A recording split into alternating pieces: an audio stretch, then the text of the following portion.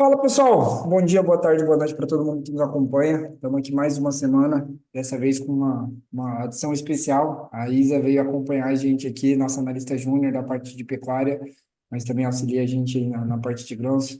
É uma grande companheira aqui que já faz muita coisa com a gente e ela vai começar a acompanhar a gente aqui também no podcast. Então, além dela, tá o Rodrigo e o Stefano, as carinhas já carimbadas e eu aqui mais uma semana. Então a gente já vai começar a falar um pouquinho aí sobre o mercado do boi gordo, mas acho que sem grandes mudanças estruturais, né? Até porque se a gente for comparar o que está acontecendo semana após semana aí, a gente já caminha para 17, né? Acho que já vai bater 17 semanas seguidas, consecutivas, de valorização para o preço do boi gordo, né? Então a gente saiu ali lá no final de junho, de 220, R$ 215, né? A média da primeira semana de junho foi ali entre 217 e R$ 218, para bater agora, cerca de 4 meses depois, né, início de outubro, os 273, R$ 275. Então, você pegar aí, foram R$ 60 por arroba de alta nos últimos 4 meses, nos últimos 120 dias. Então, você teve uma alta média aí de quase 50 centavos por dia por arroba a cada dia nesses últimos 120 dias, demonstrando, e se a gente for analisar o que aconteceu na última semana, mais firmeza, né? O contrato para outubro se valorizou, o preço físico CPEA também, né? Então você pega o CPEA na data de ontem, né? Dia 30 de setembro, chegando aos 274,35. Você avaliar os contratos futuros, né? O outubro 24, que agora é a referência mais curta, chegando a 275 e 45, 275,50 nesse momento, que é basicamente o maior valor da série histórica. Então, o que a gente consegue observar nesse momento é uma firmeza muito grande do mercado futuro, do mercado físico do boi gordo, e em grande parte sustentado pelas escalas curtas, né, pela oferta mais restrita. Se a gente for avaliar o volume de animais que estão programados para o abate na média nacional, né, se a gente pegar todos os frigoríficos que a gente coleta os dados, todos os estados do país, as grandes praças pecuárias, a gente consegue avaliar que as escalas de abate na média nacional estão nos seus menores níveis aí dos últimos 12 meses, cerca de 6, 7 dias de escala na média nacional, e uma pressão muito grande sobre os preços por conta dessa dificuldade dos frigoríficos em comprarem. Inclusive, a gente provavelmente vai ter os números de abate de setembro aí que devem ser divulgados nos próximos 5, 10 dias, né? Nos primeiros 10 dias úteis de outubro, a gente vai ter referência para setembro. E a perspectiva, por conta desse encurtamento das escalas de abate, por conta dessa dificuldade maior dos frigoríficos, é que a gente tenha um forte recuo no volume de animais abatidos no Brasil, né? Em setembro de 2024. Então, a oferta, digamos assim, deve entrar em conjunto e contribuir para essa explicação de que a gente viu dessa dificuldade maior dos frigoríficos em comprar e, em grande parte, responder ao aumento de preço. E para falar um pouquinho só sobre um assunto que eu sei que está muito em voga, né? Porque começa a valer a partir de agora, né, de outubro, as fêmeas que basicamente a gente não vai poder mais exportar carne de vaca para a União Europeia. Então, isso já começa a valer a partir de agora, por conta da possível contaminação de estradiol durante a IATF. Então, tem todas essas considerações que foram feitas, e a partir de agora, as fêmeas e as novilhas, de maneira geral, não poderão ser exportadas para a União Europeia, num cerco que, na minha opinião, já vem sendo fechado aí há um tempo, né? Se a gente for avaliar a União Europeia já tinha passado uma restrição para a compra de produtos que seriam derivados de qualquer tipo de desmatamento a partir de 2020, e isso estava para acontecer agora, durante o começo de 2025. Houve ali um lobby para que isso fosse adiado pelo menos até metade, meados de 2025, mas não, a União Europeia vai, a partir de janeiro de 2025, não comprar nenhum produto que tenha vindo, de certa forma, de desmatamento, qualquer forma de desmatamento, e que foi feito esse desmatamento a partir de 2020. Então, isso já começa a acontecer na primeira semana aí de 2025, e as cargas que normalmente já começam a ser negociadas agora para entrega em 2025 já começam a ser interrompidas, digamos assim, né? As cargas brasileiras que seriam enviadas a partir ali de novembro, que estão sendo negociadas agora para chegar lá na União Europeia antes, que chegariam, na verdade, ali depois do ano novo, já começam a ter seu volume muito reduzido. Então, provavelmente a gente já começa a ver as consequências dessa restrição de vendas para a União Europeia nos nossos números aí a partir de novembro, dezembro, com uma forte redução nessas exportações. E a gente até soltou um estudo sobre isso, né? Quem tem acesso à nossa plataforma pode buscar lá, mas acho que é válido comentar que hoje a União Europeia representa em torno de 3 a 5% das nossas exportações em volume e em receita, né, em torno de 3 a 5%. Ou seja, a gente sente um baque sim por um grande parceiro, né, comercial, da perspectiva de volume e muito mais de receita, na verdade, porque realmente é um grande player. Se for unir todos os países da União Europeia, a gente envia muita carne para Holanda e para Itália, principalmente, são os dois principais parceiros comerciais ali da União Europeia, né, para onde a gente manda essa carne. E o que a gente deve ver é um baque, sim, a priori, mas se a gente for avaliar da perspectiva lá dos europeus, né, eu fui atrás dos números de importação de carne in natura, carne bovina in natura, da União Europeia, e a gente vê que, avaliando essas importações totais, cerca de 20% da carne bovina importada de fora dos países da União Europeia, né, pela União Europeia, mas de países de fora da União Europeia, cerca de 20% dessa carne veio do Brasil. Então, a relação é muito mais eles dependem da gente do que a gente depende deles. Então, eles vão sofrer um baque maior com essa saída do Brasil do mercado deles. Obviamente, alguns países vão se aproveitar, mas principalmente a Austrália, Estados Unidos, Argentina e Uruguai, até porque a Argentina e o Uruguai já encaminharam as suas requisições, digamos assim, de produtos alimentícios de maneira mais rastreadas. Então, acho que isso deve começar, a gente já deve começar a ver esses países embarcando mais na perspectiva de atender esse mercado europeu. De maneira geral, acho que é isso. A gente vai ter ainda divulgações de números mensais de setembro, durante esses próximos dias, e a gente vai trazendo atualizações para vocês. E só para comentar também, né, que a gente tem aí, como com esse avanço no preço do boi gordo, acho que a gente tem tido um cenário um pouco mais restrito também da perspectiva das vacas, né? E aí eu vou pedir para Isa, né, a gente estava conversando antes aqui, Isa, sobre atacado, sobre o mercado da vaca de maneira geral, e acho que você trouxe um assunto bem interessante. Se fica à vontade aí para cumprimentar todos e trazer seus comentários. Oi, pessoal, é um prazer estar estreando aí no podcast com vocês. Então, sobre a oferta e a redução, na verdade, da oferta de fêmeas, né? A gente no atacado observou o menor patamar de 2023, de 2024, que está em 6,35%, o menor patamar desde outubro de 23, na verdade, né? E isso também é um indício do quanto o impulso, né, para a valorização do boi gordo aqui no mercado interno. A gente vê também algumas valorizações da fêmea pronta para o abate em setembro. Então, as praças que mais valorizaram esse mês foi Minas e Rondônia, onde a vaca gorda encerrou em 228 e 202, respectivamente, com valorizações aí entre 12% e 16%, 12% para Minas e 16% para Rondônia. Então, a gente avalia esse movimento mesmo com a menor oferta de fêmeas, impulsionando a valorização do boi gordo aí até para os próximos meses. Show. E só para comentar, né, essa diferença, essa que bateu a menor diferença, na verdade, o que a gente teve foi a menor diferença desde outubro 23, né? A diferença entre o boi casado e a vaca casada no atacado paulista.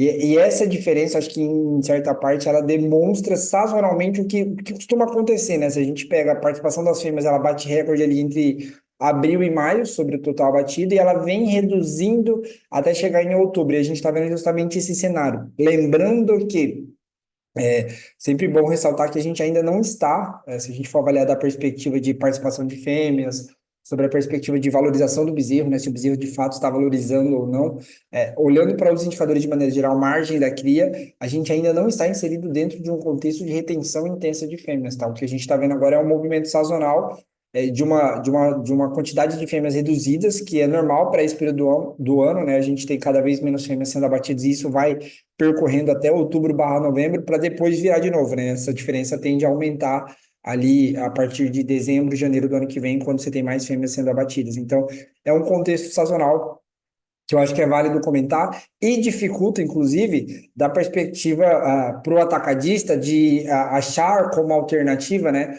que ele normalmente iria ali no boi castrado ou inteiro para vender e para tentar, obviamente, não aumentar tanto o preço, ele utilizava a vaca casada. Só que como a vaca está passando por um processo de valorização até mais intenso do que o boi castrado, então a gente tá enxergando nesse movimento aí um encurtamento da oferta de maneira geral, né? Então você consegue ver que não é só o boi, é a falta de vaca e de boi que está provocando esse aumento de preço generalizado. Acho que esses são os pontos mais pertinentes da semana, né? A gente teve, obviamente, a aprovação do M&A da Marfrig e Minerva, né? Finalmente, depois de quase um ano, né? Faz mais de um ano, na verdade, que foi anunciada a união dos frigoríficos, o Minerva comprando um conjunto de frigoríficos da Marfrig. Foi aprovada, de fato, acho que, se eu não me engano, hoje, por todos os conselheiros, saiu a notícia, na verdade, hoje não, semana passada, todos os conselheiros do CAD aprovaram a aquisição. Se eu não me engano, ficou uma planta de Pirinópolis que estava desativada, que não tinha nem equipamentos, que vai precisar ser vendida, né, pelo Minerva, mas de maneira geral a gente deve ver a partir de outubro aí todas essas plantas que eram Marfrig virarem Minerva. Então a perspectiva é que a partir de novembro já seja tudo Minerva. E acho que esses são os principais pontos dessa semana. E aí, eu já vou passar a bola para o Steph e para o Rodrigo para falar um pouquinho sobre o mercado de grãos. Fiquem à vontade aí, doutores.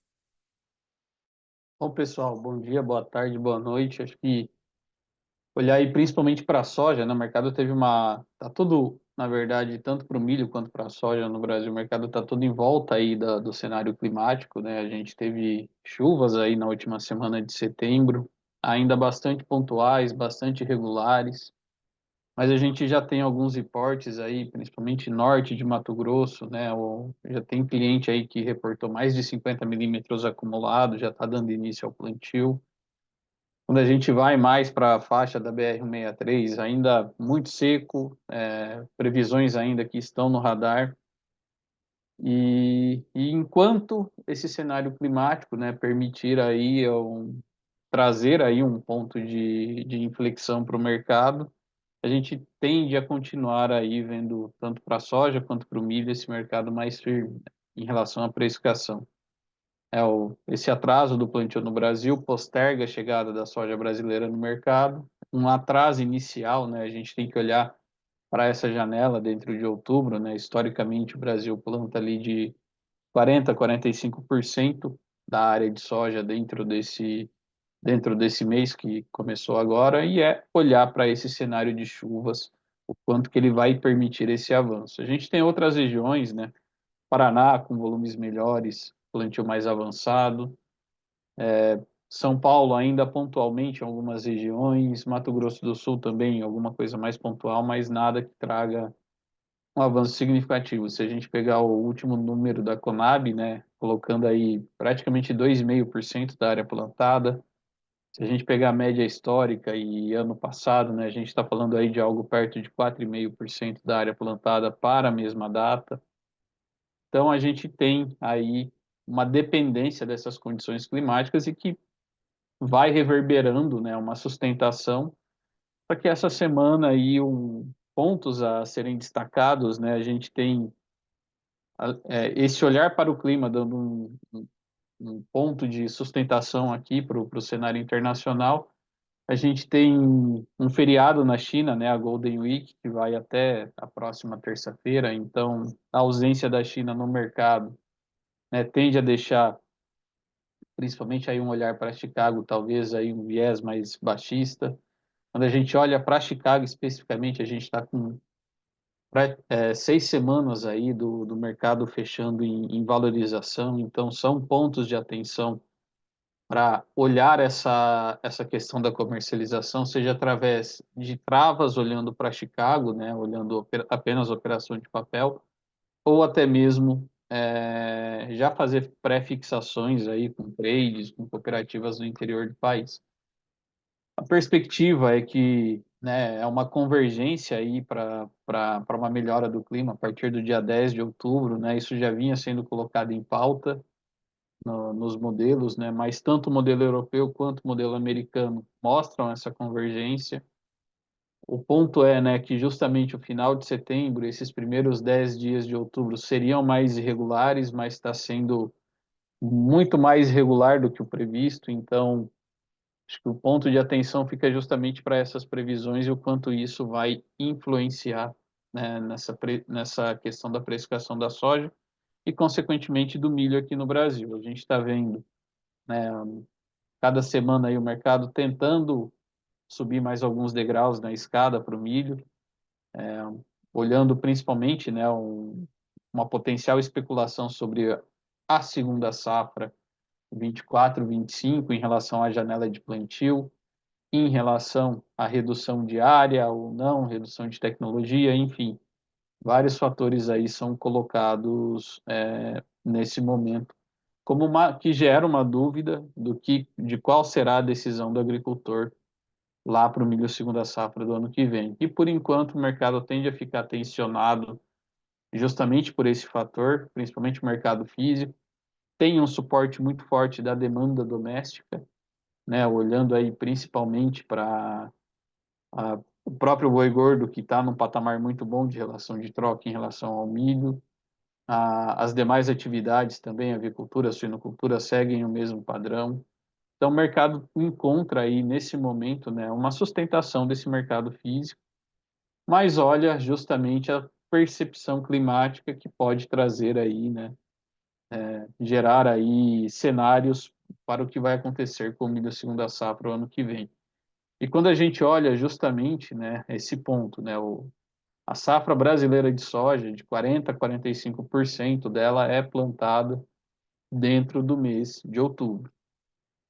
A área de milho, segunda safra no Brasil, ela corresponde a 38% da área de soja. Obviamente, olhando isso em números absolutos, né, esse intervalo de, de área de plantada de soja versus o que corresponde aí à área de milho segunda safra, ainda nos dá aí um cenário relativamente mais não tão especulativo ou tão explosivo como aconteceu com o mercado ano passado. Então ainda tem muita coisa para acontecer, a gente vê o milho com certeza ainda ficando mais estressado, tendendo a um patamar mais positivo. Tem janela de comercialização alongada aí por conta desse atraso da soja. Todo esse cenário ainda vai continuar no radar do mercado, principalmente para esse olhar de curto prazo, né? E enquanto isso a gente vê exportações não performando de forma positiva para o cereal e joga contra essa percepção aí de problemas de oferta de milho que ainda a gente ainda vê que tem muita água para correr debaixo dessa ponte.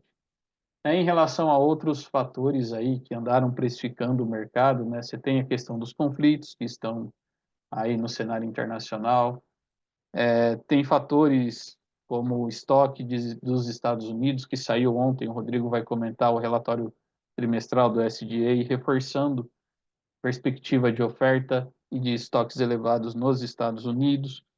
A gente tem também, né, questões aí relacionadas à política de biocombustíveis nos Estados Unidos, que acaba mexendo um pouco também sobre a percepção de demanda para a soja e também aí talvez um olhar para o milho. Essa questão da União Europeia, e em 2025 ela anunciou que vai deixar de comprar produtos associados a desmatamento, né?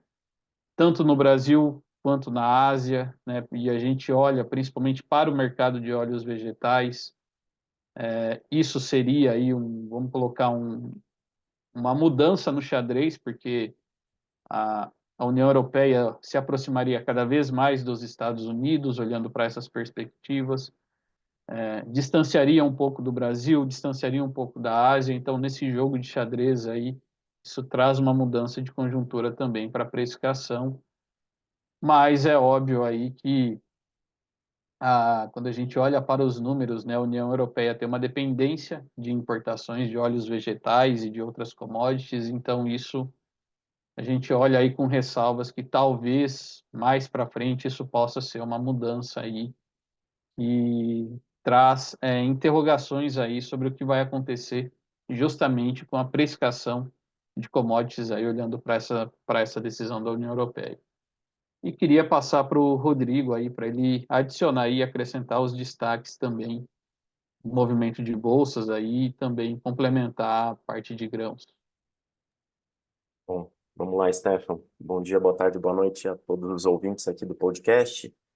Apesar do recuo observado neste início de semana, no dia de ontem, hoje também em Chicago, iniciando a parte de precificação, na última semana, entre uma sexta-feira e outra, né, entre 20 e 27 de setembro, a gente observou um expressivo movimento de alta para a parte de grãos em Chicago, tanto milho quanto complexo soja, não só a soja grão, especialmente farelo, aí registrou nesse período mencionado altas superiores a 7% para o complexo soja, né, refletindo um conjunto de fatores, como o Stefan pontuou, clima no Brasil, revisão de política de biocombustíveis nos Estados Unidos, anúncio de um pacote de estímulos monetários e fiscais por parte da China. Isso refletiu sobre os preços na CBOT. Contrato vigente de soja, o mais líquido no momento ainda é o novembro, que representa a entrada da safra norte-americana, negociando na tela agora a 10,49 dólares o bushel. No dia de ontem apresentou um recuo, hoje também segue uma vertente de baixa. O março 25, que é uma das referências para a safra brasileira de soja, na tela a 10,81 dólares o bushel. No dia de ontem, ele chegou a atingir a importante referência dos 11 dólares o bushel na máxima, né? E depois fechou com uma leve queda. Nesse mesmo sentido, na última sexta-feira nós tivemos o reporte do CFTC, como esperado, né? Já é um contexto que a gente vem observando ao longo das últimas semanas, né? Fundos recomprando boa parte das posições vendidas. Só que neste último reporte a gente observou uma forte recompra desse saldo vendido. A posição atual, contabilizando futuros e opções, é de menos 74.978 contratos, né, por parte dos fundos. É uma forte recompra de mais de 47 mil contratos entre um reporte e outro. Para o milho também nós observamos uma pequena recompra do saldo vendido, que agora é de menos 130.699 contratos, né, entre futuros e opções, e também ao longo entre uma sexta-feira e outra, né, entre 20 e 27/9, a gente observou altas importantes aí para os futuros do cereal.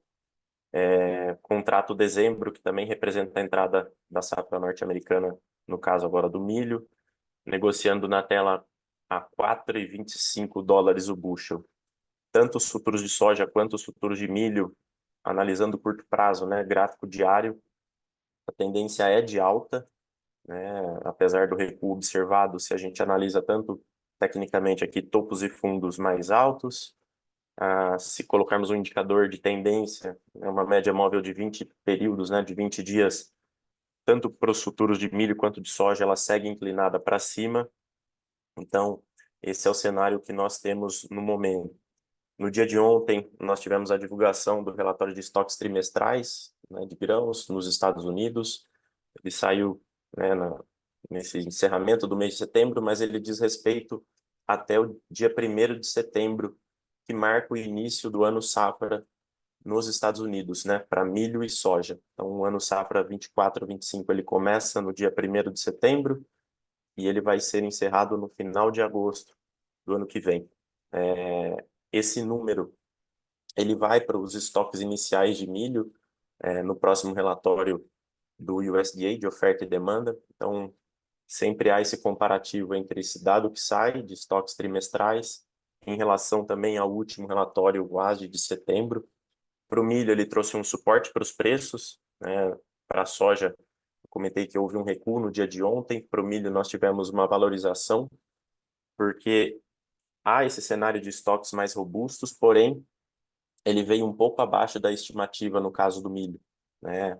A estimativa colocava um patamar um pouco mais baixo desse estoque até o dia 1º de setembro, e também foi mais baixo do que o relatório WASDE do mês de setembro, né, que diz respeito aos estoques iniciais na safra 24/25. Então, o dado veio de 44,72 milhões de toneladas, apesar de vir um pouco abaixo da estimativa, isso aí representa um incremento de 29,43% em relação aos estoques em 1º de setembro de 23. Então, existe esse cenário, né, de oferta robusta, de um crescimento dos estoques, né? E para a soja, já veio mais em linha com as estimativas, né? Dentro da faixa esperada pelo mercado.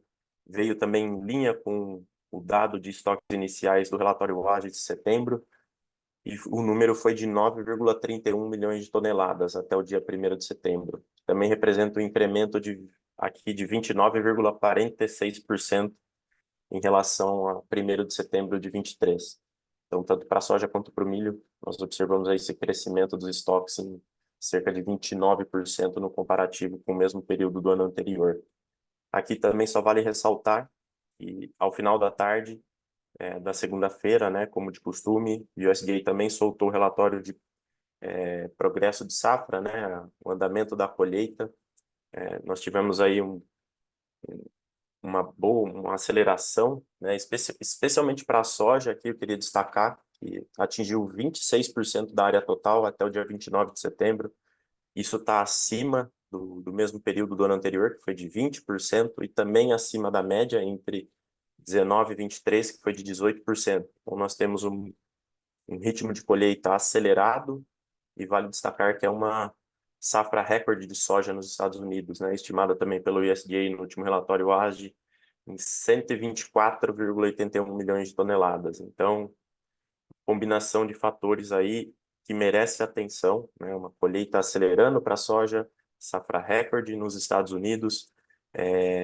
Não sei se nós comentamos na última reunião semanal, mas meados ali pela metade de setembro, o Conab também soltou suas projeções para a safra 24-25 aqui no Brasil. No caso da soja, ela já coloca um incremento de área, né, 3%.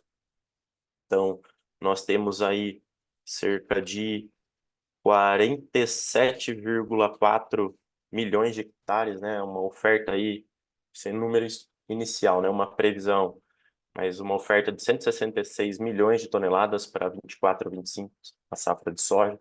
Então, muita atenção, né? Esses patamares de Chicago, março 25, nesses níveis, acho que, no mínimo, tem que tratar com atenção esses patamares.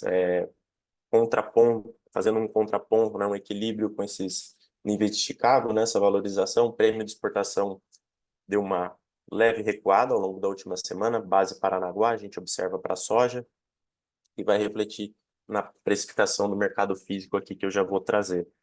Mas especialmente específico de Estados Unidos, Chicago, acho que esse foi o cenário. Trazendo para Brasil, milho B3 em patamares elevados também. Na última semana foi de valorização para os futuros de milho aqui na Bolsa Brasileira. Novembro 24, flertando com a referência do 69, é a atual resistência. Na verdade, ele não chegou de fato no 69. Ontem e hoje ele bateu 6897 na máxima do pregão, que é o atual nível de resistência, né? 6897 ou 69. Para baixo aí nós temos um primeiro suporte de preços em 6743, mas aqui também, como Chicago, segue em tendência de alta no curto e médio prazo. Vencimento janeiro já negociando acima dos 70, né? Cravado aqui na tela a R$ 71 a safra no momento. CPEA já indo para o mercado físico, milho CPEA base Campinas no dia de ontem ele veio a R$ 64,30. Também uma valorização em relação à segunda-feira passada, que ele veio a R$ 62,69. E soja CPEA Paranaguá no dia de ontem veio a R$ 141,16. Também uma leve alta frente aos 140,66 da semana anterior, da segunda-feira passada. Acho que esse é o cenário para grãos. Aqui só comentar do boi, né? A gente tá sempre também trazendo aqui uma parte de gráfico, né? Um cenário técnico para o boi. Contrato outubro, que é o vigente, né? No dia de ontem nós tivemos o encerramento da série U24 do setembro. Então, outubro 24 ele já era o mais líquido, né? Mas agora ele é o vigente aqui. Subindo no dia de hoje, R$ 275,95, arroba na tela. Ele marcou um topo no gráfico diário na última semana em 277,25, que eu vejo que é o atual nível de resistência proativo, mas segue sem nenhum sinal de reversão no curto prazo, né? Muito forte, em tendência de alta média móvel importantes médias móveis, não só de 20 períodos, seguem inclinadas para cima. Caso recue, o primeiro suporte de preços em 271,60. Mas é isso. Show de bola, Adriano, show de bola. Só é importante ressaltar aqui, porque a gente está sempre falando desse contrato futuro aí, que ele está muito forte, que ele está muito firme, e a gente começa a ver relações de troca muito interessantes, né? Se a métrica do produtor, do pecuarista começa a ser relação de troca, seja com bemol, seja com bezerro, seja com milho, seja com farelo de soja, a gente começa a ter relações de troca cada vez mais interessantes aí. Então, para quem comercializa olhando relação de troca, a gente começa a ter um cenário bem interessante aqui com o boi gordo que não para de subir, enquanto os outros ativos não conseguem acompanhar. É isso. Bem, acho que a gente vai ficando por aqui. Agradecer mais uma vez todo mundo, Rodrigão, Isa, Stefano, agradecer a participação de vocês e todo mundo que nos prestigia aí nos ouvindo. Valeu, turma. Até semana que vem. Valeu, pessoal. Obrigado, Boa turma. Boa semana. semana. Valeu, boa semana.